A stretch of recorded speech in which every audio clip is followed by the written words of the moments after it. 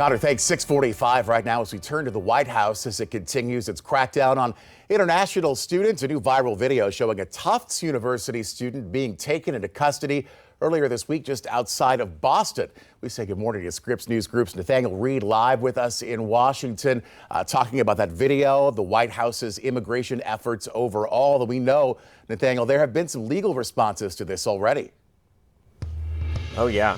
Oh, absolutely. Well, the Trump administration's use of the Alien Enemies Act of 1798 has been challenged in court. They're currently not able to deport anyone under that statute because of that restraining order from a federal court here in Washington, D.C. But some of these viral videos of students being taken into custody, in some cases for some of their political speech, for some of the protesting that they've been engaging in, especially protesting against the Israeli government, against the state of Israel, in its ongoing war with Hamas and the Gaza Strip. That has been, a major concern kind of at the forefront of some of these deportations and these arrests. Now, Marco Rubio, the Secretary of State, saying yesterday in Guyana, in response to a journalist's question, that 300 student visas have been revoked so far. He wants to possibly revoke more. A lot of that questions over whether they are penalizing students for some of the political speech that they've been making.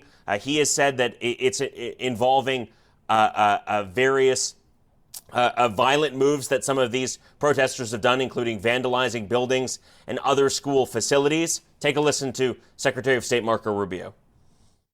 If you apply for a visa to enter the United States and be a student, and you tell us that the reason why you're coming to the United States is not just because you want to write op-eds, but because you want to participate in movements that are involved in doing things like vandalizing universities, harassing students, taking over buildings, creating a ruckus, we're not going to give you a visa. Every time I find one of these lunatics, I take away their visa. You're saying it could be more than 300 sure, visas? I hope. At some point I hope we run out because we've gotten rid of all of them, but we're looking every day.